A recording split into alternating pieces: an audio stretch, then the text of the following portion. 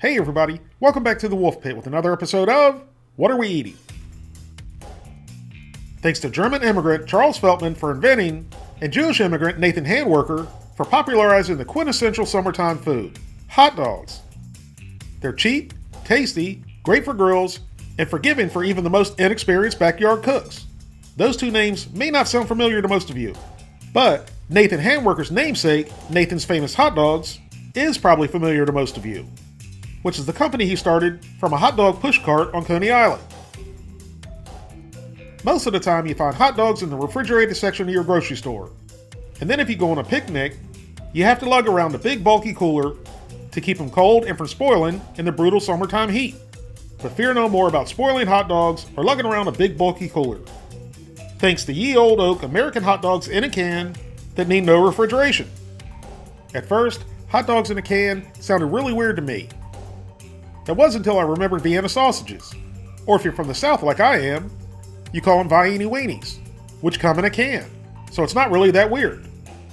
So I got this 300 gram can of ye old oak American hot dogs to try from Amazon for the low price of $17.48.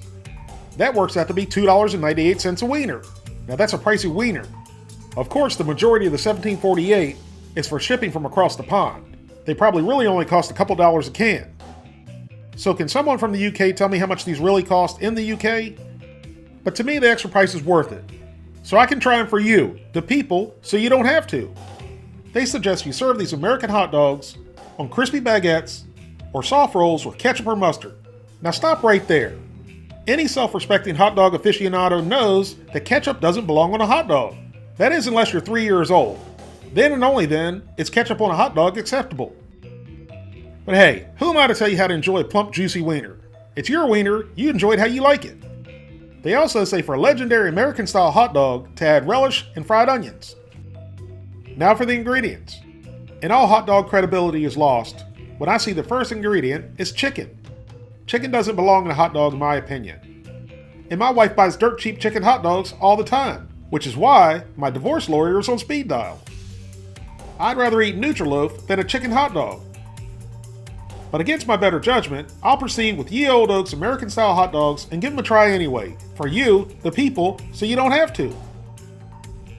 There's 6 hot dogs per can, and each hot dog contains 72 calories, 4.3 grams of total fat, 1.3 grams of saturated fat, 3.1 grams of carbohydrates, 2 grams of sugars, 5.4 grams of protein, 1.18 grams of salt, which is equivalent to 472 milligrams of sodium for everyone here in the US, which is how our products list them, by sodium and not salt. If you have any allergies, you might want to read this. They do have a good long shelf life, so they make for a real good food storage item right next to your cheeseburger in a can. And they'd be especially good for a zombie apocalypse picnic. You can heat these up in the microwave or saucepan. It said to pour the contents with the brine into a saucepan and heat for 5 minutes. So the weenies went into the pan with the brine. And they look just like regular cheap chicken hot dogs. Now I have the heat on medium high, and once it comes to a simmer, they need to cook for 5 minutes. And if you don't want to wait 5 minutes, go ahead and stick them in the microwave. After 5 minutes, our hot dogs are heated through. Once I remove the tube steaks, I drain the hot dog flavored water. Ah! Boogeyman!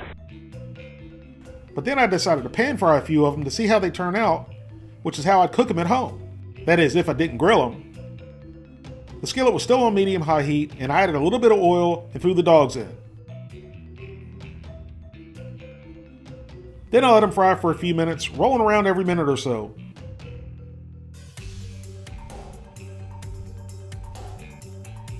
Then continue to roll them around until they're to your perfect brownification.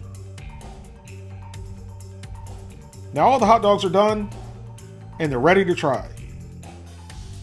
The ones on the right are obviously the fried ones, and the ones on the left are the boiled ones.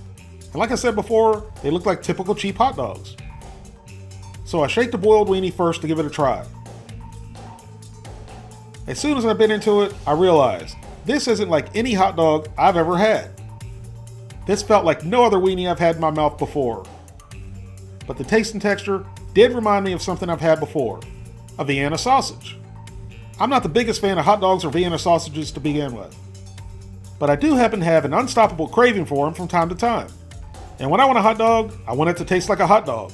And when I want a Vienna weenie, I want it to taste like a Vienna weenie.